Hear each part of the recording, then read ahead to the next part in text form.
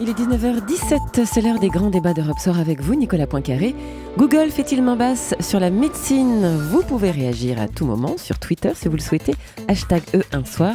Et pour suivre le débat tout en images, rendez-vous sur europe1.fr. Oui, Google est-il en train de faire main basse sur la médecine? Pourquoi cette question, Olivia? Parce qu'on s'aperçoit que le géant américain a récemment racheté les meilleures sociétés de technologie médicale, de biomédecine, celles qui travaillent sur tout ce qui va permettre demain un allongement considérable de l'espérance de vie. Alors, est-ce qu'on vivra bientôt jusqu'à 150 ans ou plus? Est-ce que ce sera en partie grâce à Google? On en débat avec Laurent Alexandre, qui est chirurgien, spécialiste des technologies du futur, fondateur de Doctissimo, précurseur de l'Internet médical et aujourd'hui président de DNA Vision, spécialiste en analyse génétique. Il a notamment écrit La mort de la mort chez Jean-Claude Lattès. On est aussi avec Ariel Kirou, qui est un journaliste et écrivain spécialiste des nouvelles technologies et qui a écrit Google God aux éditions Inculte. Et enfin, on est avec Jean-François Lemoine, le docteur d'Europe 1. Alors, Laurent Alexandre, je ne sais pas si c'est parce que vous êtes à la fois diplômé de médecine, de l'ENA et d'HEC, mais en tout cas, vous avez été sans doute un des premiers à remarquer la nouvelle stratégie de Google qui consiste donc à racheter un certain nombre d'entreprises très spécialisées dans le biomédical. Ouais. En fait, Google a deux objectifs de long terme. Le premier objectif, c'est de développer l'intelligence artificielle et de faire du moteur de recherche Google une authentique intelligence artificielle. Et son deuxième objectif, c'est d'euthanasier la mort. Les dirigeants de Google sont obsédés par l'idée de faire reculer la mort. Et c'est pourquoi ils ont beaucoup investi dans la génétique, au travers de 23andMe, de leur nouvelle application Google Genomics qui, derrière votre compte Gmail, va vous permettre d'analyser votre génome. Et puis, ils ont créé une grande société de biotechnologie, Calico, qui a un objectif à très long terme, à 20 ans. Ils veulent augmenter l'espérance de vie humaine de 20 ans d'ici 2035. Donc, effectivement, Google a pour ambition de faire reculer la mort significativement dès le 21e siècle. Alors ça, c'est complètement incroyable, parce que développer l'intelligence artificielle, on comprend bien de la part d'un moteur de recherche, mais la médecine, pourquoi? Les dirigeants de Google, ils veulent quoi? Ils veulent rentrer dans l'histoire? Ils veulent gagner de l'argent? Ils veulent quoi? Parce qu'on imagine toujours que Google veut faire uniquement du business. Google, c'est une machine politique. Les dirigeants de Google sont ce qu'on appelle des transhumanistes, c'est-à-dire des gens qui veulent changer l'homme et tuer la mort grâce aux technologies NBIC, c'est-à-dire les nanotechnologies, la biotechnologie, l'informatique et puis les sciences du cerveau. Leur objectif n'est pas d'abord un objectif business. Leur premier objectif, c'est un objectif idéologique et donc leur obsession, c'est de faire reculer la mort et elle est partagée par tous les dirigeants de Google. Mais ce n'est pas une idéologie, c'est un rêve de faire reculer la mort. Ce que je ne comprends pas bien, c'est ils font ça par philanthropie, ils font ça parce qu'ils veulent rentrer dans l'histoire, ils font ça tout simplement parce qu'ils sont assez riches pour le faire? Ils font ça parce qu'ils sont les hommes les plus puissants au monde, parce que quand on contrôle Google, on a une puissance extraordinaire, et que quand on est tout puissant et milliardaire, finalement, la dernière chose embêtante, c'est la mort. Et donc de faire reculer la mort devient votre obsession. Jean-François Lemoine. C'est exactement ça. Qu'il y a en commun entre un misérable hindou et un milliardaire de Google, c'est que tous les deux vont mourir. Et que la dernière chose qu'un milliardaire a envie de se payer, c'est l'éternité. Mais ils n'y sont pas arrivés. Hein. Je partage tout à fait l'idée qu'on puisse vivre beaucoup plus longtemps. De là, arriver aux chiffres qu'on évoque, ça me paraît... Alors, on va se demander si on peut euthanasier la mort selon votre belle formule, mais on reste un petit peu sur Google. Ariel Kirou, donc vous connaissez bien, vous avez écrit sur Google. Vous aviez suivi dès le début, compris qu'il s'intéressait aussi à la médecine, pas qu'au moteur de recherche? C'était assez clair dès le départ. Ils avaient créé une fondation, il y a le X-Lab, donc c'était assez limpide qu'ils avaient aussi un but messianique, qu'ils y croyaient quelque part. Hein. Leur de claim, c'est Don't be evil. Hein, donc, soyez pas un diable. Donc faisons le bien quelque part. Et le deuxième, c'est d'être le relais de toute l'information du monde. Pour eux, la vie est information. Donc la clé de la vie est l'information, la clé de cette immortalité, en tout cas de cet allongement de la vie, c'est l'information aussi, hein, c'est les stocks de données, c'est des informations que les gens vont donner eux-mêmes, qu'on va aller chercher. Donc c'est logique et légitime pour eux d'être présents sur le terrain de la robotique, présents sur le terrain de la médecine, d'être présents sur le terrain de l'intelligence artificielle, parce que pour eux, tout ça est lié et ça correspond à leurs deux objectifs de départ.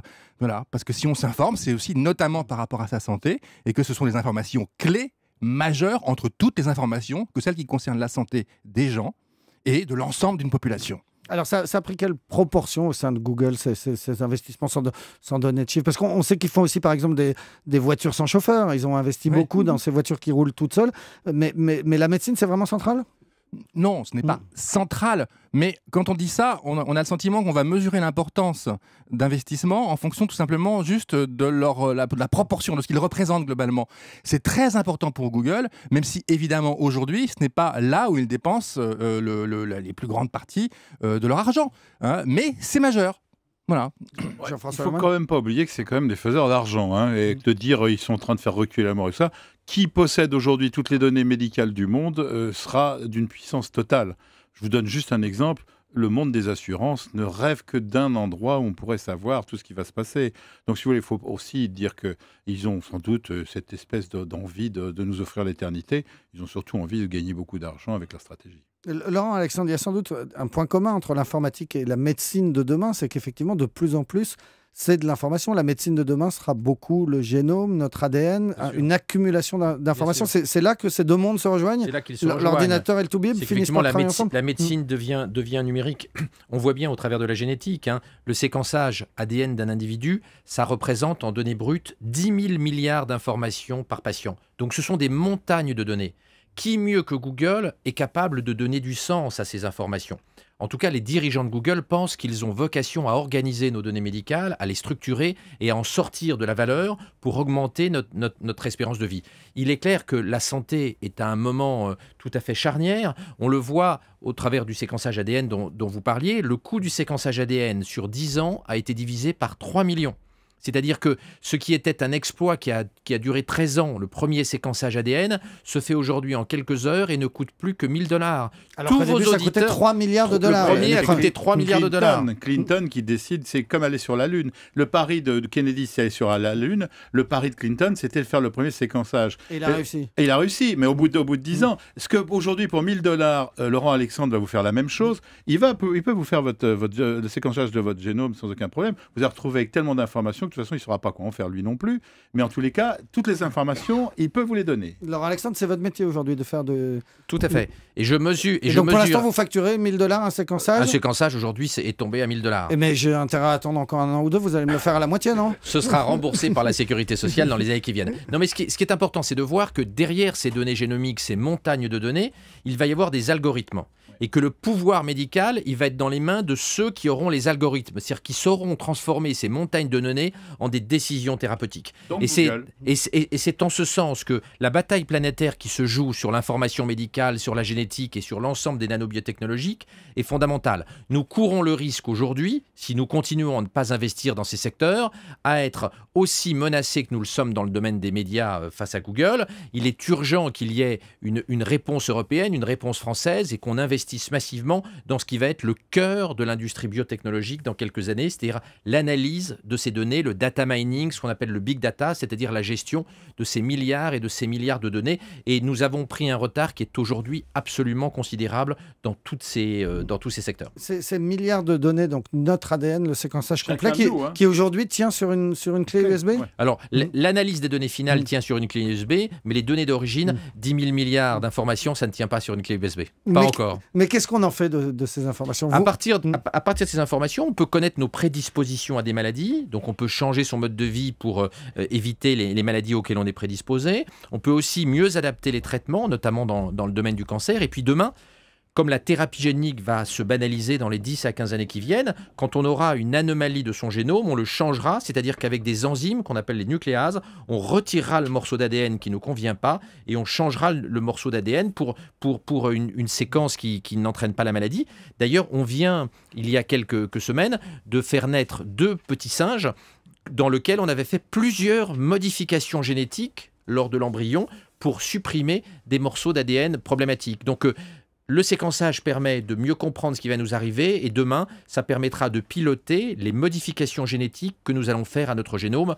Nous sommes dans une vraie révolution du vivant et aussi de l'organisation de la santé, mais aussi une révolution politique car qu'allons-nous faire de ce pouvoir sur notre humanité, sur notre identité biologique? Comment allons-nous réguler la gestion de ces données et puis notre capacité à changer notre ADN, c'est-à-dire notre destin biologique? Je me doutais que ce débat serait passionnant. On marque une pause et on revient tout de suite. On est toujours avec Jean-François Lemoine, le doc d'Europe 1, avec Ariel Kirou qui a écrit Google God, le dieu Google aux éditions Incultes, et avec Laurent Alexandre qui est chirurgien et spécialiste en analyse génétique. J'ai vu, Laurent Alexandre, une conférence de vous sur Internet que vous terminiez par ces mots. Vous disiez « Je pense que l'homme qui vivra 1000 ans est peut-être parmi nous ». Oui. Alors dit comme ça ne fait pas sérieux. Et pourtant, si je vous laisse quelques minutes... Et pourtant, avant que Jean-François Lemoine intervienne, il faut bien comprendre aujourd'hui que quelqu'un qui naît aujourd'hui n'aura que 86 ans en 2100. Et va donc va bénéficier, ben oui, quand on est aujourd'hui, on n'aura que 86 ans en 2100. C'est de l'arithmétique. Ouais. Et vous êtes d'accord que d'atteindre 86 ans n'est pas très compliqué. Et donc, les gens qui naissent aujourd'hui vont bénéficier de toutes les avancées biotechnologiques, nano-biotechnologiques du 21e siècle. Et vont probablement déjà avoir une espérance de vie pas mal plus longue qu'aujourd'hui, peut-être 150, 180 ans. Et donc, quelqu'un qui naît aujourd'hui a une forte chance d'atteindre l'année 2200. Et quand on est en 2200, on vivra plus longtemps, etc. etc. Donc c'est sans fin. Il est probable que l'explosion des progrès en nanobiotechnologie, en génomique, etc., dont nous avons parlé, vont permettre aux gens qui naissent aujourd'hui de vivre beaucoup plus longtemps qu'on peut même l'imaginer à l'heure actuelle. Alors, grâce à des organes artificiels, on a vu les qu'il y avait un cœur. Les organes artificiels, le cœur, on en a beaucoup parlé. Le cœur artificiel. Le larynx artificiel vient d'arriver. Bien sûr, le premier malade est mort, mais c'est déjà un exploit. Hein. Il a battu 7 millions de fois le cœur artificiel Karma. La multiplication des organes artificiels, de la recréation d'organes à partir des cellules souches, des modifications génétiques qui vont devenir une banalité d'ici 2025-2030. Nous allons avoir un ensemble d'armes tout à fait extraordinaires pour lutter contre le vieillissement et la mort. Et tout ceci, ce sont les armes que nous connaissons aujourd'hui. Mais en 2030, 2040, 2050, il y aura d'autres innovations technologiques qui vont à nouveau changer la donne. Mais c'est tout le pari de Google aujourd'hui. Les dirigeants de Google sont persuadés que nous sommes assez proches d'arriver à l'immortalité.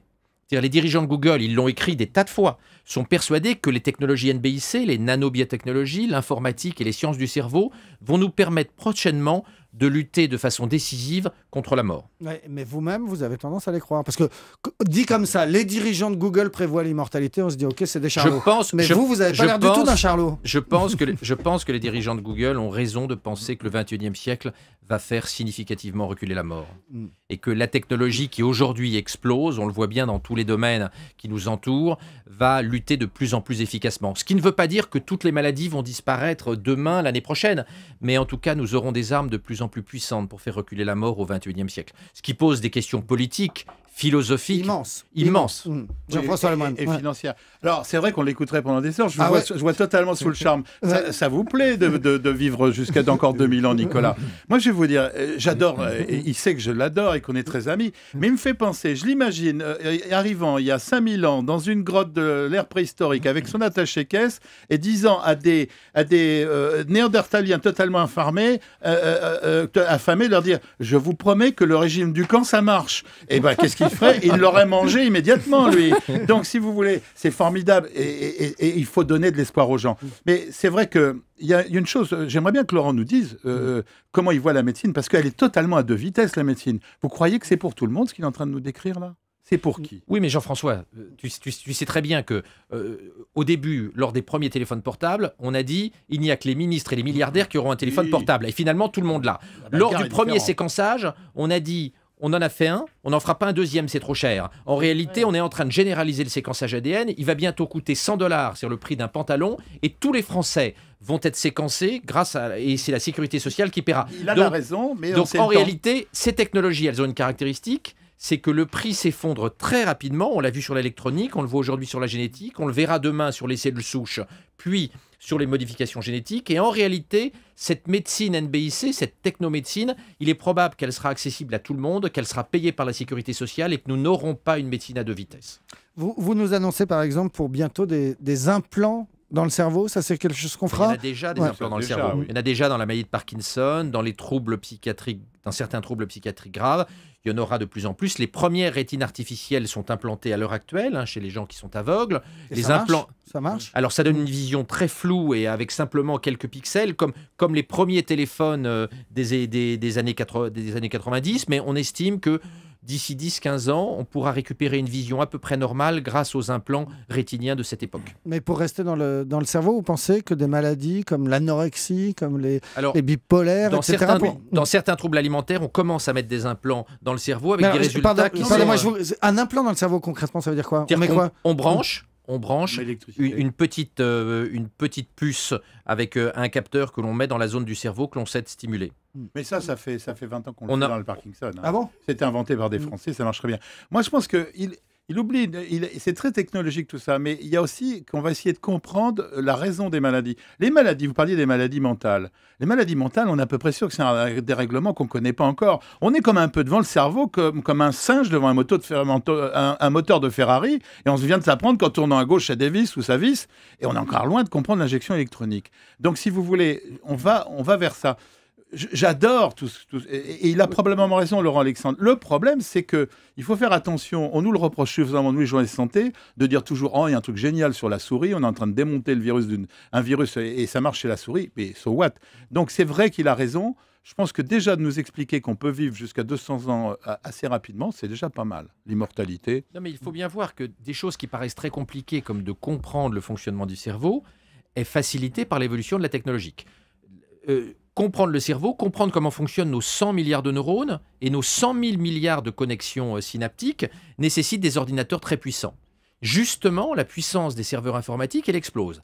Tous les 10 ans, la puissance des serveurs informatiques, elle est multipliée par 1000. En 20 ans, multipliée par 1 million. Donc ce qui est aujourd'hui extrêmement compliqué sera demain totalement facile. C'est comme le séquençage ADN. La puissance informatique explose tellement rapidement que des choses qui semblent impossibles, comme de comprendre le fonctionnement cérébral, va devenir possible en 10 à 20 ans. Et sans aller si loin, vous dites qu'il y a des bricolages humains qui arrivent l'année prochaine.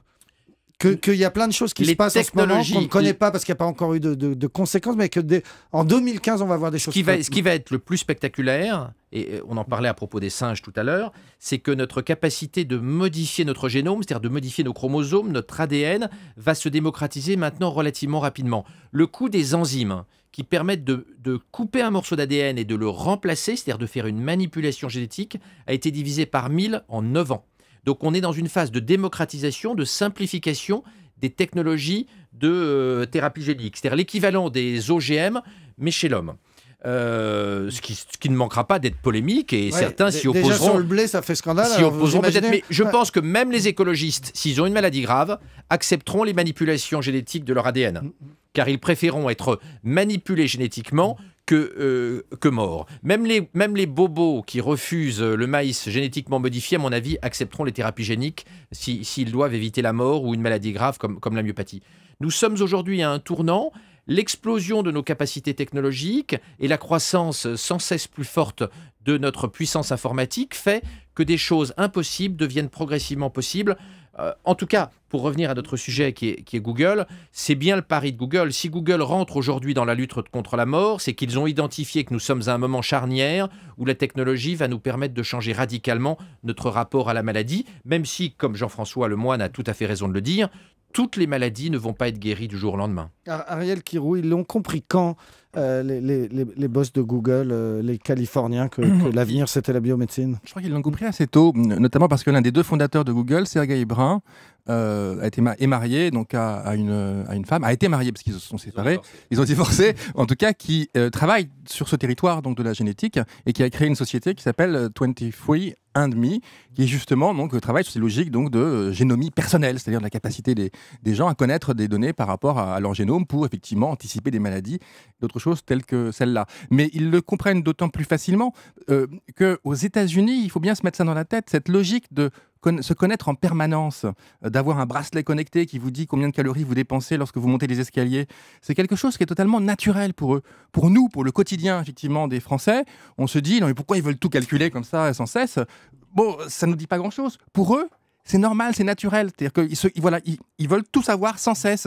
Ils veulent se maîtriser en permanence, se contrôler. Hein. C'est 1000 fois plus que du simple jogging.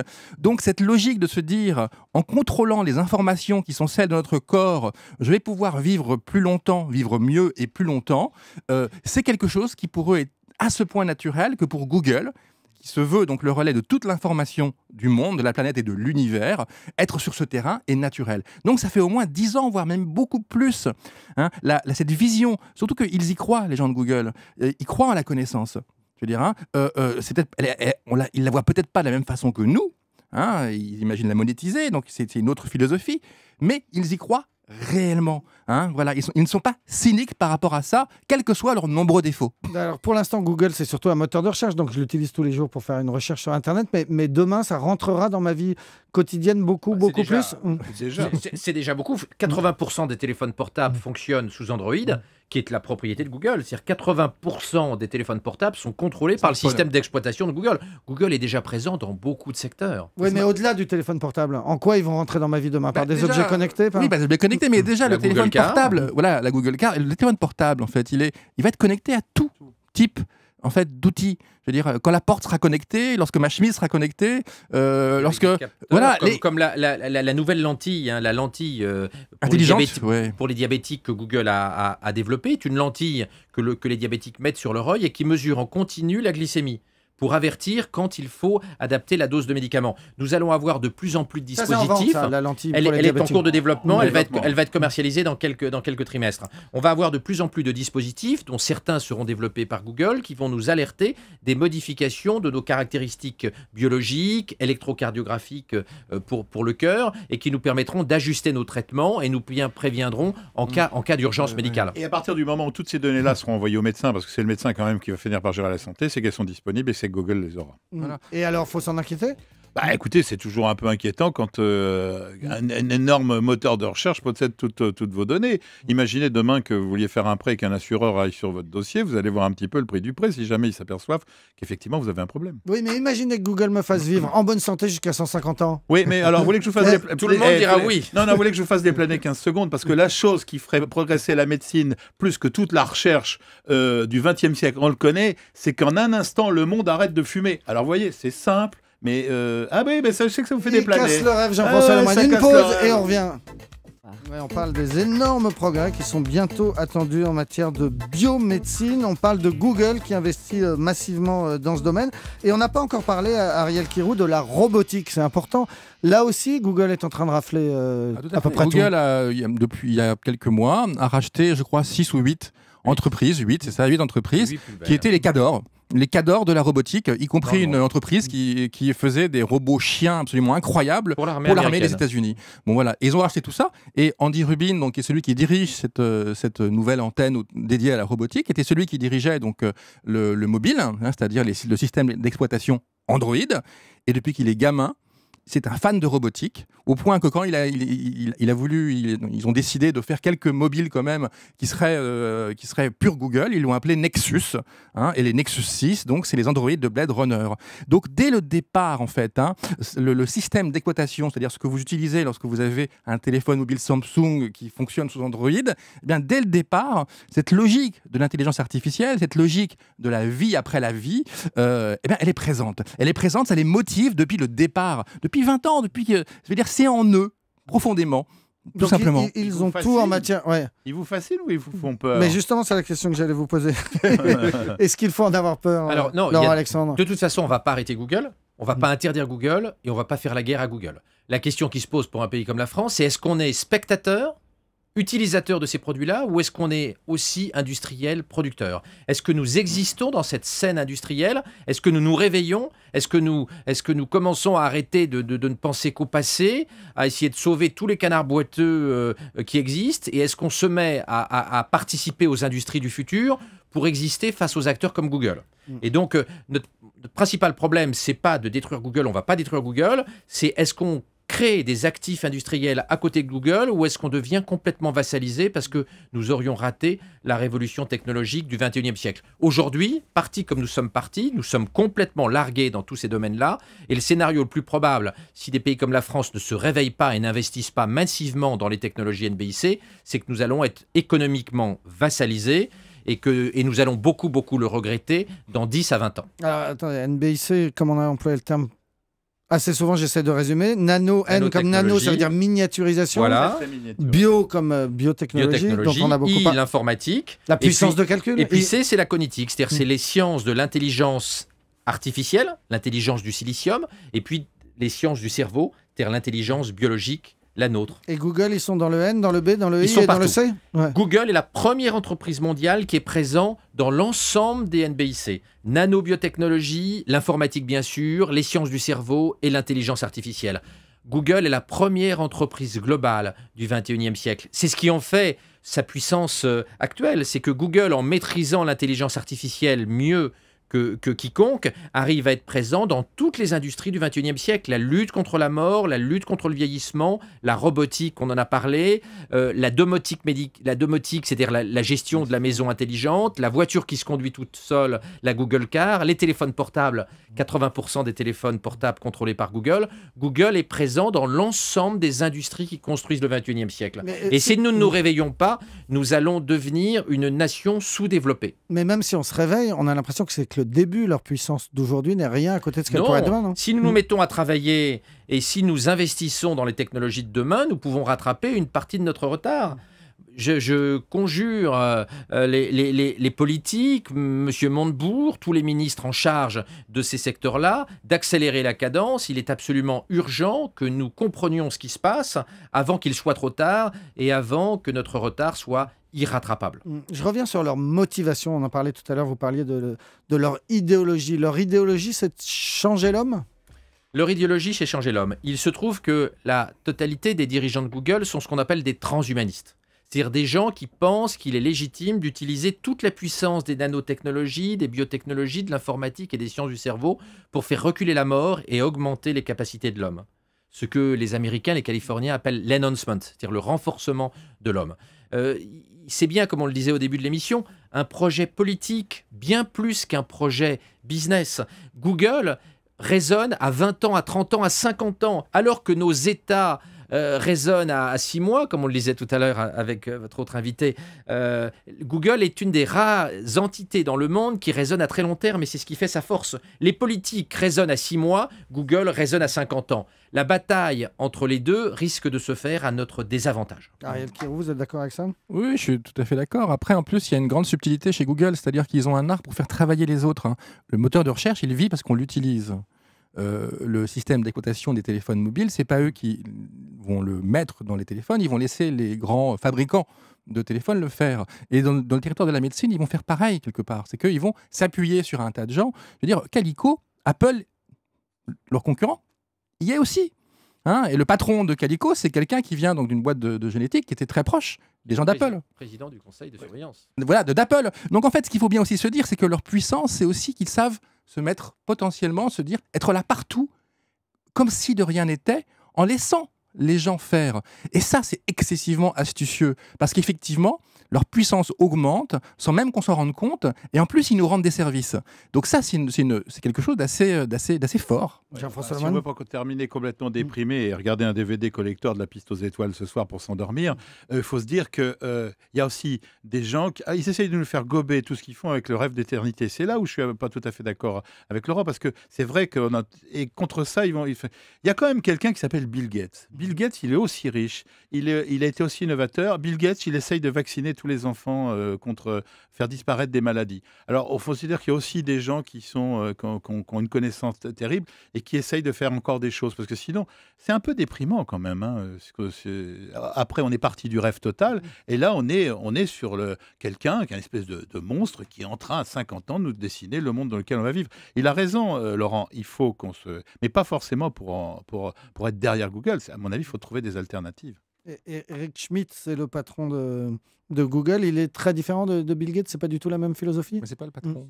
Non, c'est pas le patron. Les vrais patrons, c'est Sergey Brin et Larry Page, les actionnaires. Ouais. Oui, ils sont assez différents. Rien à voir. Bill Gates est un garçon moins tourné vers le grand futur et la technologie en réalité que les dirigeants de Google. Oui, voilà. Puis Eric Schmidt, en fait, à un moment donné, il a vendu la mèche. Il a dit notre objectif, c'est la télépathie.